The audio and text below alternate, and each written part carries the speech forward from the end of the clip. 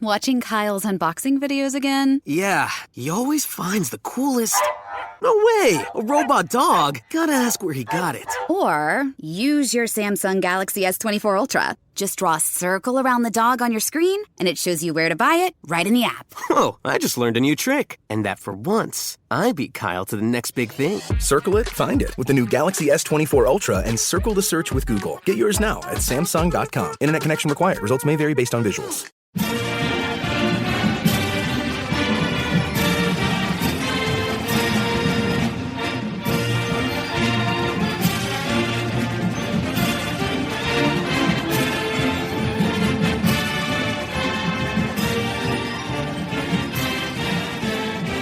Trick or treat, Blue Devil fans, and welcome to basketball season. It is Halloween night. It's Sunday, October 31st, 2021.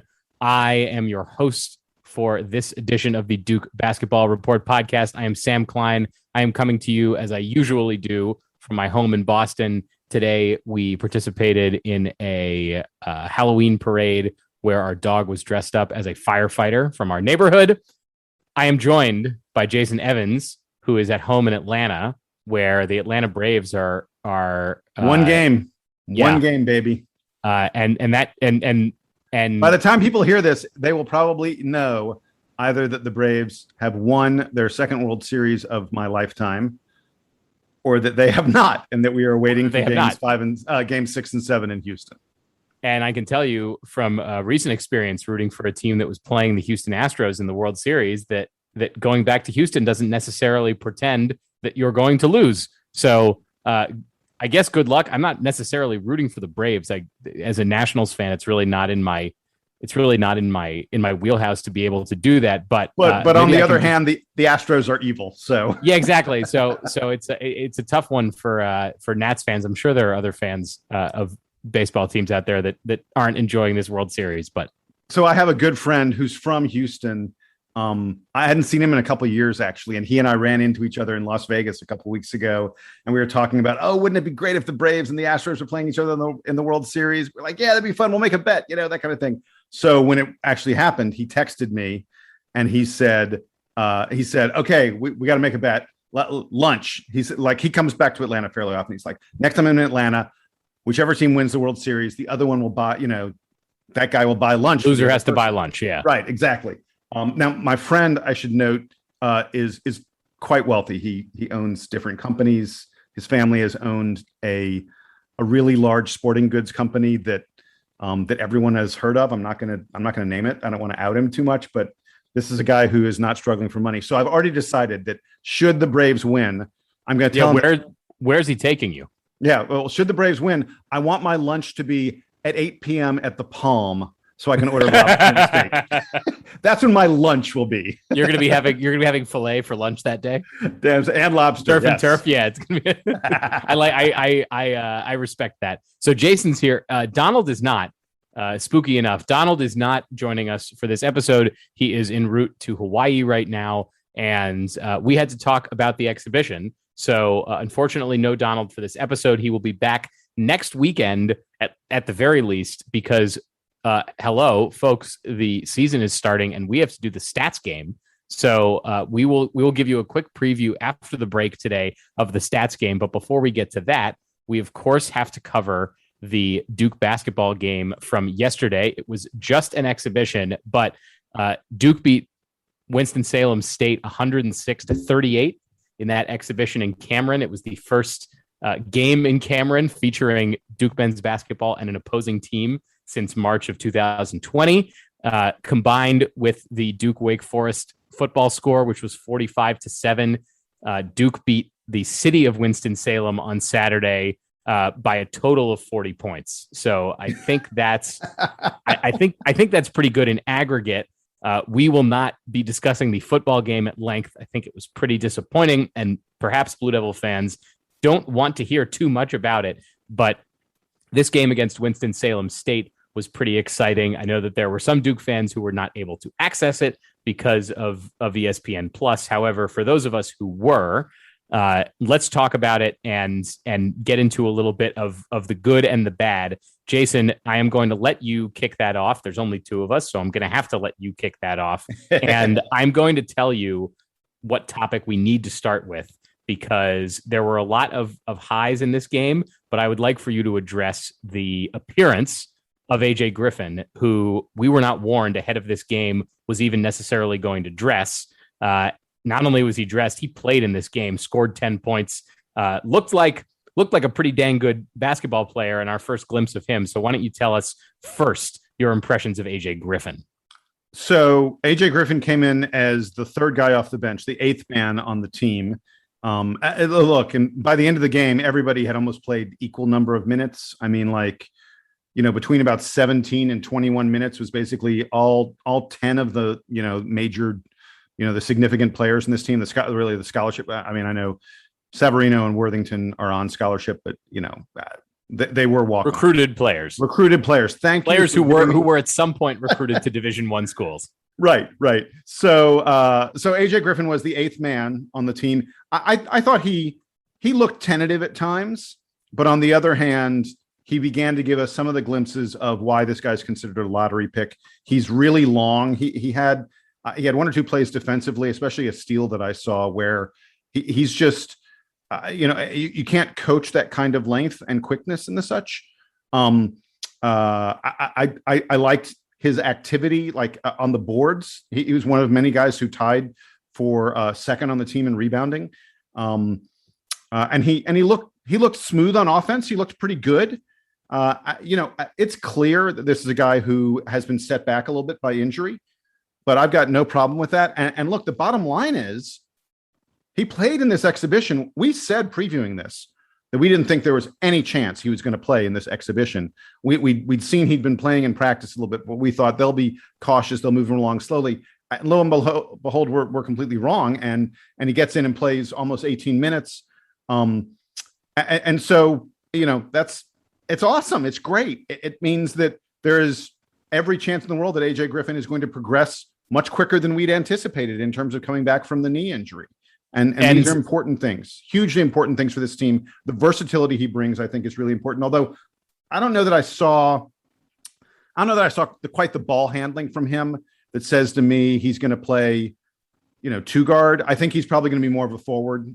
In fact, I think he's mostly going to play like backup small forward and backup power forward for Duke. And Wendell Moore is going to be the guy who can shift around a lot to allow more versatility for this team. And I do want to mention one thing. There's one negative I thought, really two of them. He did not hit his free throws. For a guy who had a reputation as a good shooter in high school, his free throws were a problem. He was just 4 of 9 from the free throw line. It did not hit a three-pointer. And also AJ Griffin fouled out. He picked up 5 fouls in 17 and a half minutes. Had this been a real game, I'm hoping we'll be able to use him for more than 17 and a half minutes, and he won't pick up fouls quite that quickly. That being said, I would like to take the positive spin on him, and then I want to come back to you, Jason, to talk about Paolo Banchero, who I think was the real star of this game. But very quickly on AJ Griffin, for me, I assume that he's probably rusty, having been kind of off his feet, dealing with a knee injury. 100%. You really don't have. There's really nothing you can do while rehabbing a knee injury that really mimics what it's like to be in a basketball game. It's just, anything involving your legs just takes, it's not like you could practice shooting because you can't really put the weight on it and you can't move around on it. You certainly can't run or pass or anything. It's really just about getting your strength back and getting your coordination back. So I assume that he's still in that rehab process. And if that only means that he's playing 10, 12, 15 minutes a game here in the non-conference and letting some of the other guys develop around him, I think that's probably fine for Duke, given all the other talent that is on the floor.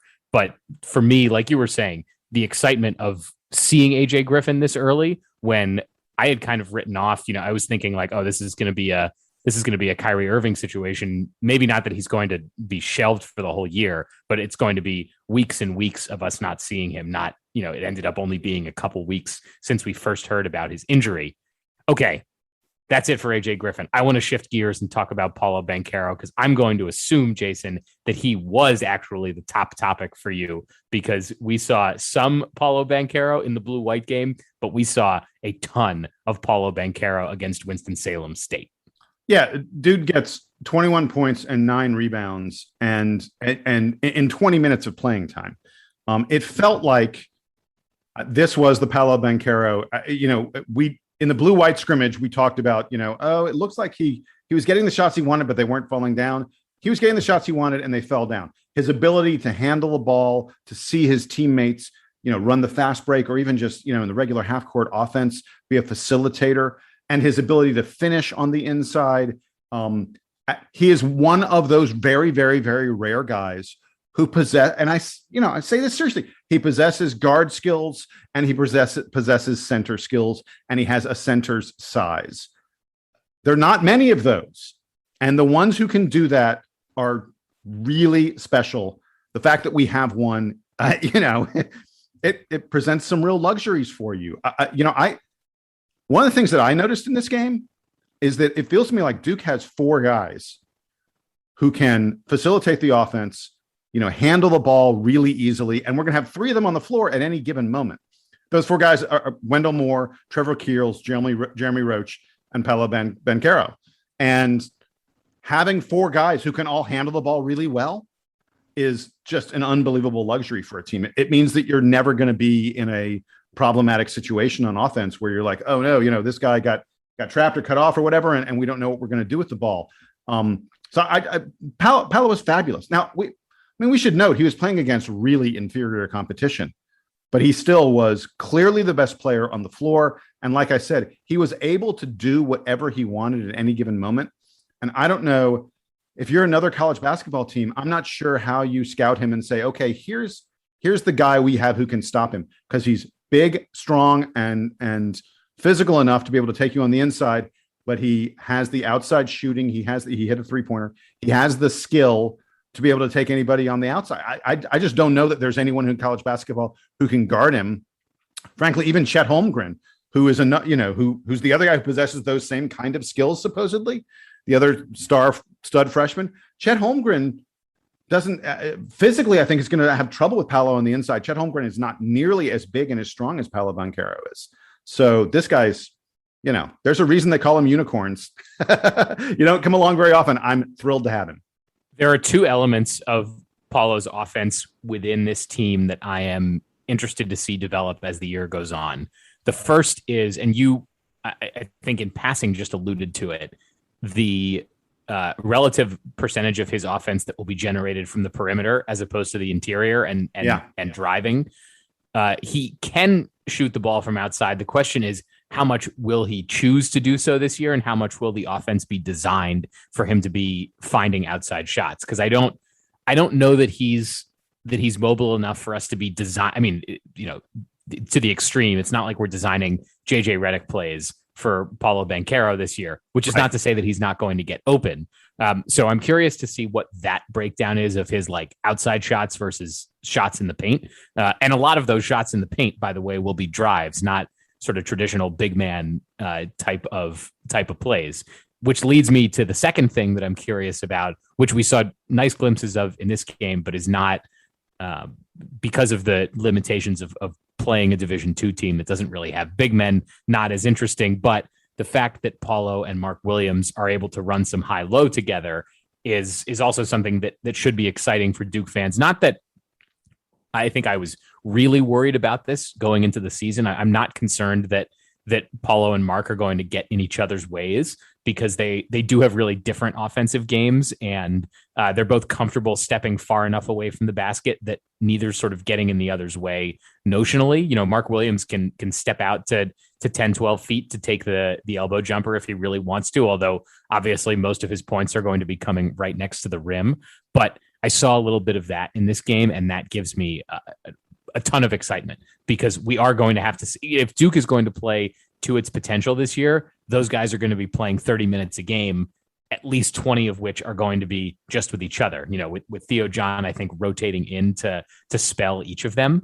And I was excited to see how well they played together. Another guy that I wanted to bring up that we've talked about a lot in the preseason, who we're excited to see, is Wendell Moore, taking on more of the load for this team as both a ball handler and as a defender, and as a shooter. There's a ton of development that I think we're seeing from Wendell Moore. And this is a game where, look, again, he's still going to be bigger than most of the guys that they're playing in an exhibition. But that doesn't mean that we can't be excited about all of the vision that he's displaying and the shooting and kind of the composure that all appear to be part of his development. So I'm if I'm not giving player of the game to Paulo Banchero, I actually think I'm giving it to Wendell Moore, because I'm so excited to see, how far he has come this year, or at least in the offseason. And obviously we'll see a lot more when Duke plays Kentucky pretty soon. But Jason, what do you think of Wendell Moore in this game? I feel like it's a broken record when we talk about Wendell Moore. He is clearly more athletic. He is clearly more explosive. He had 6 assists in the game. I'm glad you mentioned, the court vision, his ability to handle the ball and find his teammates. 6 assists and 0 turnovers. I'll take those numbers from my small forward any day of the month.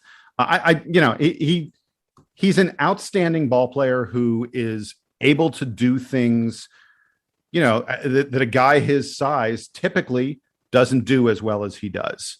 And I was thrilled with Wendell Moore's game. And I think that Wendell Moore sort of was subservient somewhat in his game this time around, because he knew that Duke didn't need him. And he wanted the other guys to get the feel for what it's like when you score and the Cameron Crazies go crazy, and what it's like to play in Cameron against a different team, and playing players you're not familiar with. He wanted the rest of the team to get a better sense of that stuff, because Wendell Moore is far and away the most experienced player in this. I know Joey Baker has more years in the program. In terms of game experience, Wendell Moore is light years beyond anyone else on this Duke team. And I think he recognized, I don't need to, I got 8 points in this. I don't need to get a lot of points and do a lot of stuff in this game. I'm going to play good defense. I'm going to facilitate my teammates getting buckets. And Sam, I wouldn't give him player of the game like you did, but it's not a bad choice. I'm not strongly disagreeing with it. And I thought from a mental standpoint, he showed his teammates what they need to do. And that's hugely important. There are going to be games where Wendell Moore leads this team in scoring. He didn't need to in this game, and that's why he didn't. And to that point, I think that Wendell Moore could be Duke's most valuable player this year without averaging double figures. I think he is going to score in double figures. He's going to average double figures. He's going to, but you're right. Yes. But there's a world where he averages 9 points a game and is so integral to everything that Duke is doing. Like, he's only getting kind of cleanup type of baskets, whether those are threes or putbacks or broken plays.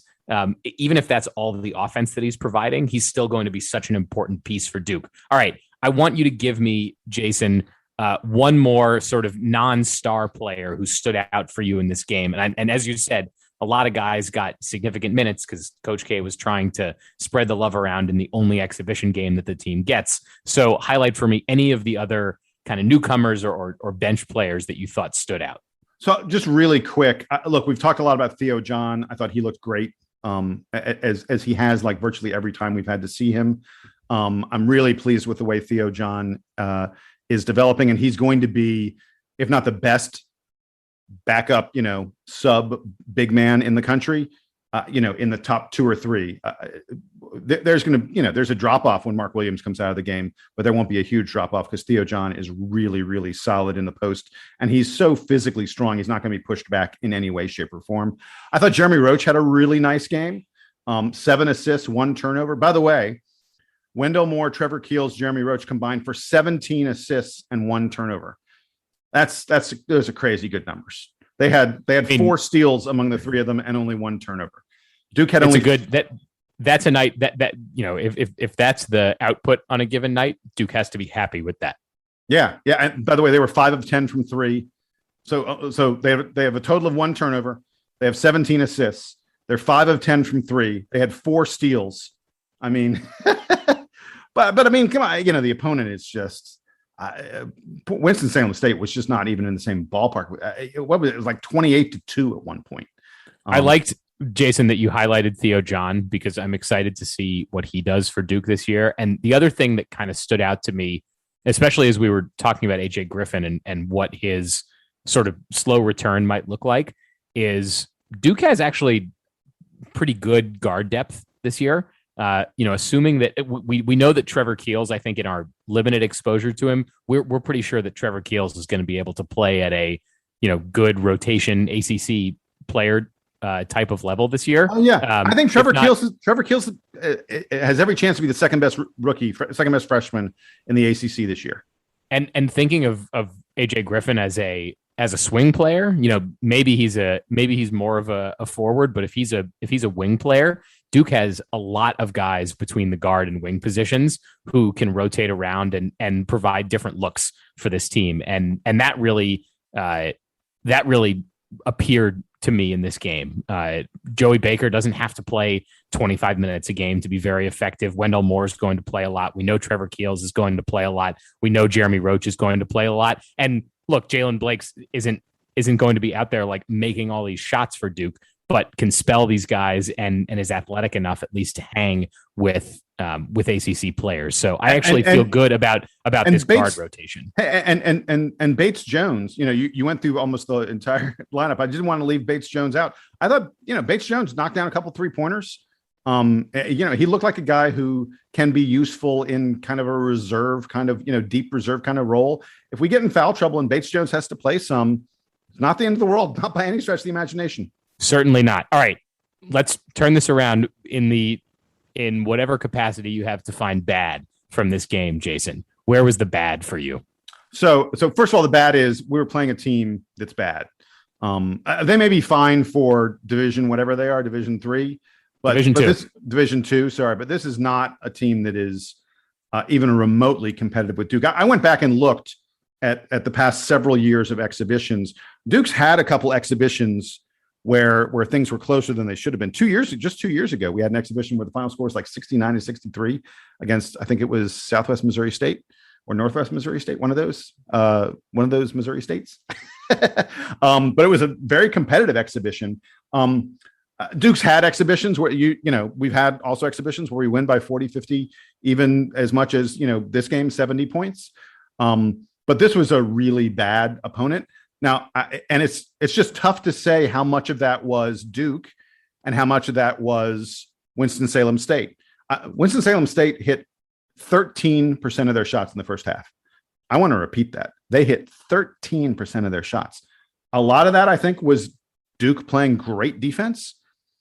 A lot of that was just that Winston-Salem State, I think, is not that good an opponent. So to some extent, the bad is that we didn't get to test Duke against someone a little bit better. That said, it's an exhibition. You're just not going to get a really great opponent. So my other bad stuff is you have to be a little tiny bit concerned about the free throw shooting of this team. Duke just hit 65% of their free throws. Paolo was 4 of 7. AJ just 4 of 9. Those are the guys who missed free throws. I mean, the good side of the free throws is that virtually all the other regulars seem to hit their free throws relatively easily. Mark Williams was 2 of 3, but other than that, Theo John hit him, Jeremy Roach hit him. We knocked down our free throws other than those 2 guys. But, Duke can't have it would be a problem if we were consistently getting poor free throw shooting from AJ Griffin and Paolo Banchero. So I hope that doesn't continue. And then the other bad is Duke was scorching hot from 3 in the first half. They hit 7 of 12, 58% of their 3-pointers in the first half. In the second half, they just hit 4 of 15, just 26%. Part of that was, I think, the team sort of eased off the gas pedal a little bit in the second half. There was no question that, look, you don't want to embarrass your opponent. Beat him by 70. Is there anything more embarrassing than that? I guess, but I don't expect Duke to hit more than 50% of their threes every game. But 26% in the second half shows you that this team is susceptible to not shooting well from the perimeter. On the other hand, in the second half, when they weren't shooting well from the outside, they were able to find other ways to generate offense. So that's a good thing. Duke also, as you noted, spread the minutes around where 10 different players played over 15 minutes in this game, which no Coach K team is going to do in his last year. I don't think Coach K is all of a sudden going to open up the rotation to be truly 10 guys deep. So I think part of maybe that inconsistency that we saw in the second half was Duke experimenting a little more with lineups that we're just very unlikely to see during the season. Yeah, look, you really have to take, the time with like Moore, Keels, Roach, Paulo, Mark Williams, AJ Griffin on the floor, like those 6 guys as kind of the most important times in the game. And Griffin isn't quite healthy yet. So we really didn't see that much of the prime version of this team. Yeah, and like, I mean, to give your minutes thing, to put a finer point on it, Bates Jones played the 6th most minutes of anybody. He played more than Wendell Moore. And that's just not going to happen. With no disrespect to Bates Jones, who, as you said, put in some nice minutes and can clearly shoot the ball. That's not the recipe for success for Duke this year. So we won't get to see the Blue Devils again until they play Kentucky, which is going to be an absolutely incredible game that we're going to have to stay up late for. So we'll preview the team at greater length coming up in a few days or maybe next weekend when we do the stats game. But after the break here, we're going to give a preview of the stats game because I think it's one of the most fun things that we do every year. And we want to get folks excited for it. So stick around.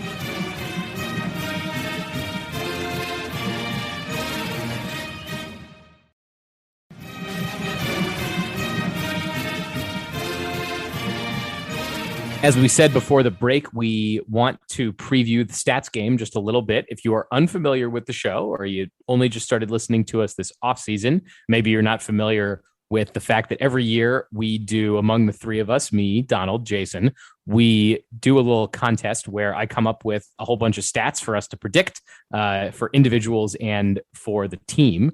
And we go through and do those predictions. Hopefully they are in some way emblematic of the greater success of the team.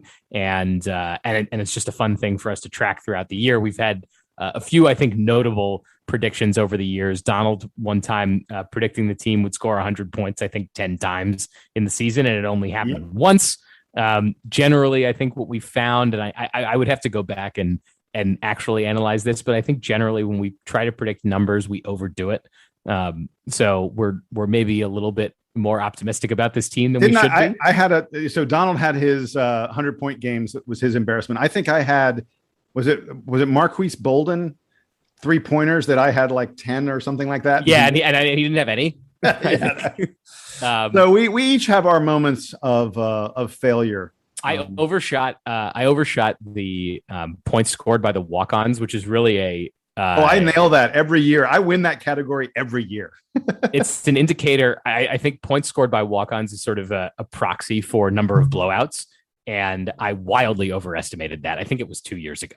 So yeah, you had like close to 30 or something like that. Yeah, I was something like that. I was like, it didn't 5.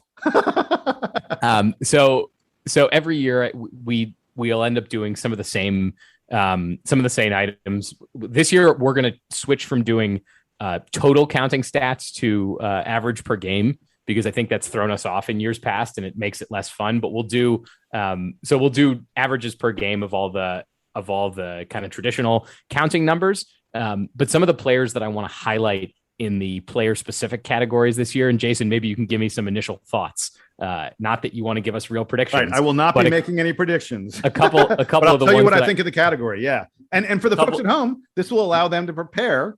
They can listen later on and join us, because we encourage everyone to post their own. When we do this, we post the predictions on the DBR forums, and this way everybody else can join us and make their own predictions. So there are a couple of guys that I'm curious about, specifically in the realm of, are they going to start games? And the wild card here, of course, is AJ Griffin, because he's not necessarily healthy to start the season. So I'm not going to have us predicting AJ Griffin starts, but I do want us to predict both Trevor Keels starts and Joey Baker starts, because I think there are versions of this season where Trevor Keels could start every game for this team. Like, he could end up being, as you were saying before the break, Jason, he could end up being the second best rookie in the ACC this year. And if that's the case, he starts virtually every game for Duke. The other guy, though, is Joey Baker, who is a senior, who is a captain, who, doesn't have a ton of highlights for Duke, but brings, I think, a presence that Coach K really appreciates. So I'm going to have us predict starts for both of those guys. What do you think about that? So I've got a question. Can we adjust it just a little bit and say for Trevor Keels, games he does not start. So you could pick 0, meaning you think he starts because if we pick starts, and if I think he's going to start virtually every game, then I'm guessing at how many games Duke ends up playing. And that could, like, I could say absolutely 35. Okay. Yeah, that's fair. That's fair. I think that's fair.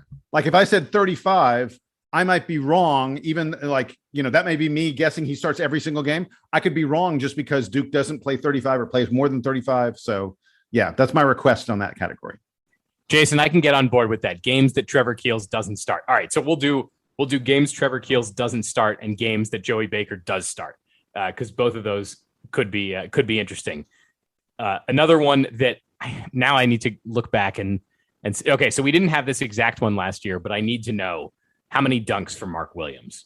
Because, I know Mark Williams. I want to say he had 48 dunks last year. I forget, and I think he will have more this year. We didn't predict it. He's going to play more this year. We didn't predict it last year. Yeah, but we're bringing back dunks because we didn't. I don't think we predicted any dunks last year. But we will be predicting Mark Williams dunks this year.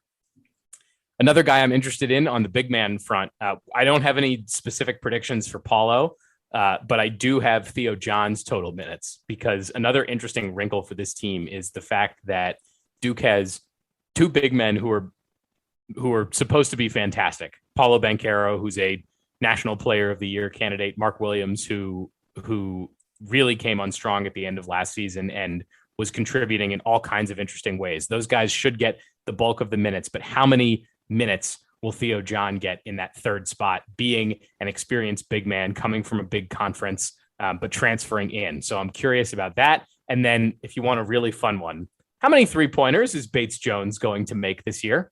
Oh, that's both of those really good wild ones. Card. I'm not gonna put in a guess yet. Total wild card. Really think on those.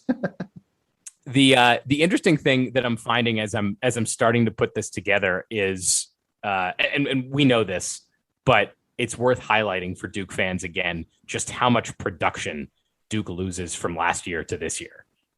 Jalen Johnson didn't end up with like the biggest counting stats, obviously because he left in the middle of the year. But if you're going on a per game basis, Jalen Johnson was quote unquote the star of this team for the limited time that he played for them. And if it wasn't him, it was Matthew Hurt. Both of them are gone. Another player that I think Duke fans might miss more than they may realize is Jordan Goldwire, who ended up kind of Duke obviously was not that good last year, but in its best form, Jordan Goldwire was everywhere for the Blue Devils. He was creating offense for his teammates. He was very active on defense, and he was, bodying up a lot of players who were really strong offensive players in their own right. He's also gone, obviously transferred out. So are we gonna guess at Jordan Goldwire minutes per game at Oklahoma?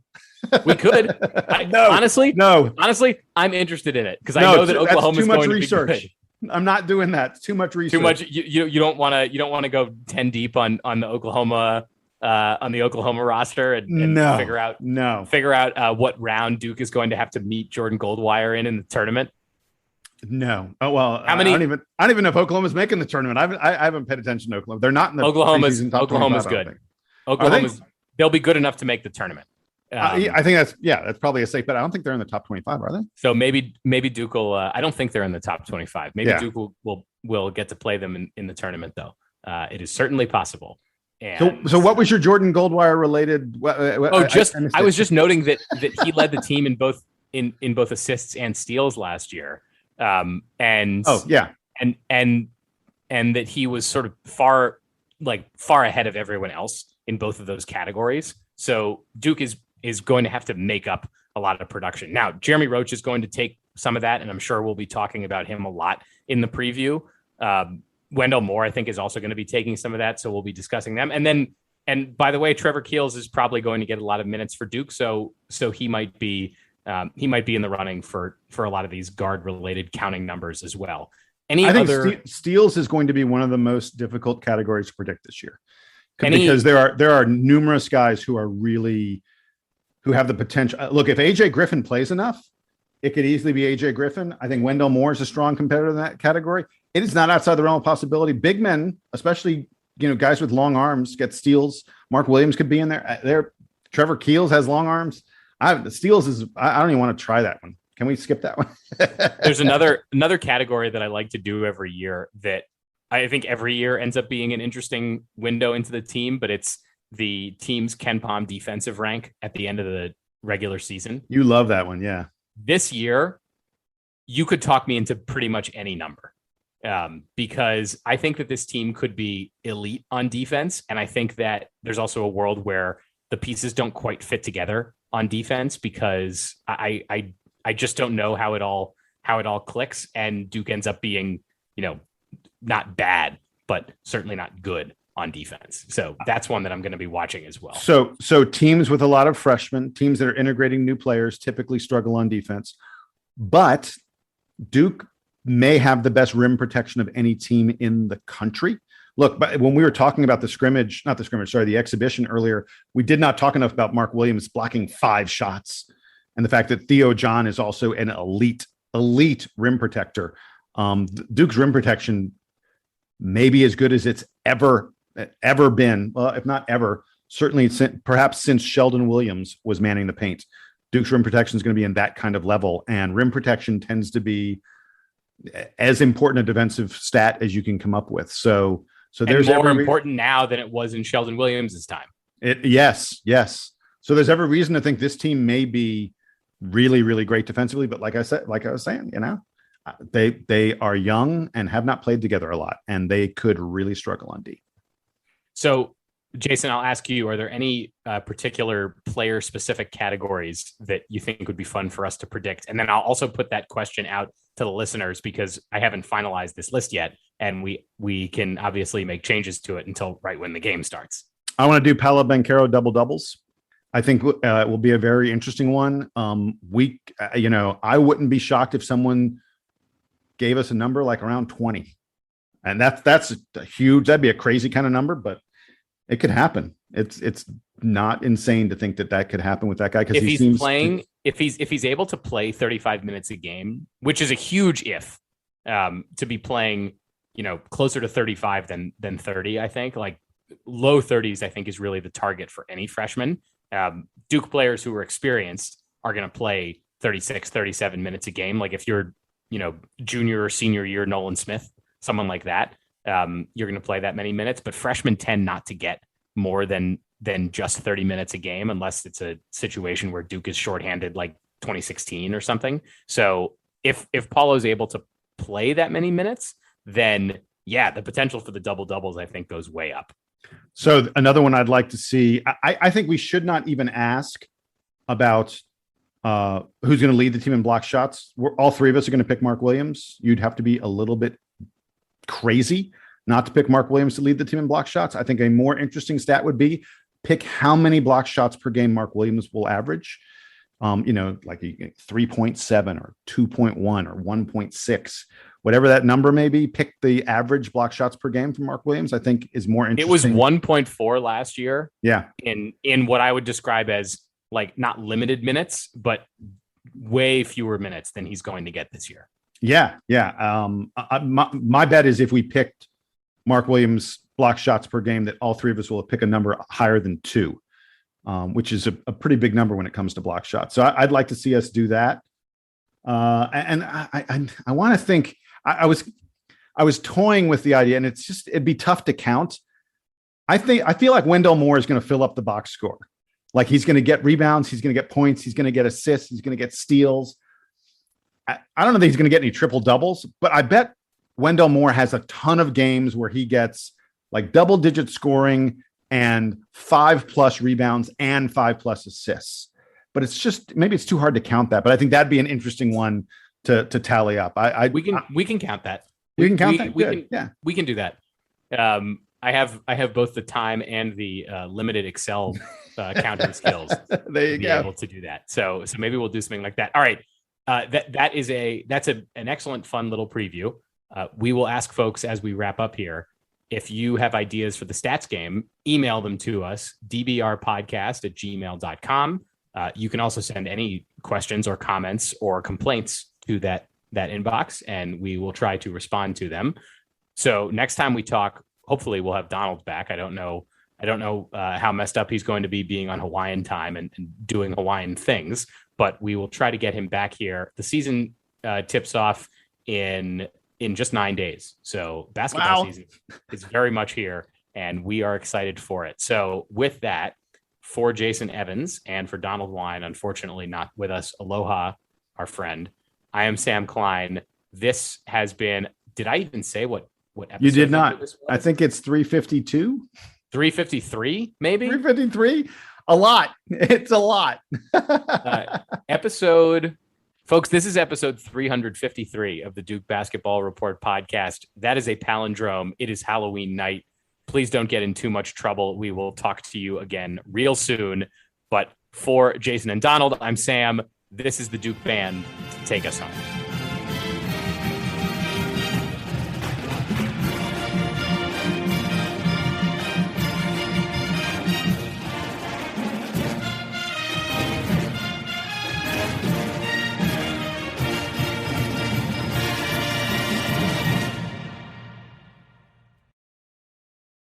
Let me give you a big Labor Day surprise. Most people think if we all exercise the same and eat the same, we'd all look the same. And let me tell you why that's wrong.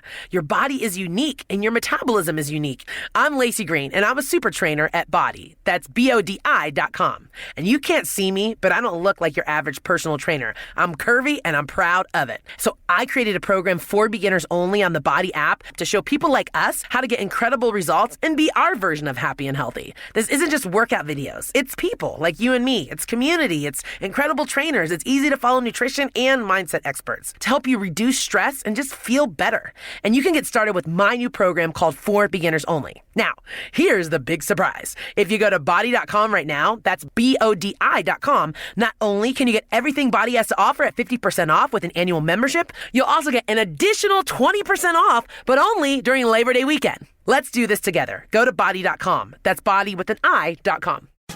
It's time to expect more from Urgent Care, like caregivers who take time to listen, smooth access to local specialty care if you need it, virtual visits and save your spot convenience, plus easy access community locations. And we're open 365 days a year to treat your sprains, cuts, fever, and flu. Northwell Health Go Health Urgent Care. Get more than you expect and exactly what you need. Welcome to a new era in urgent care.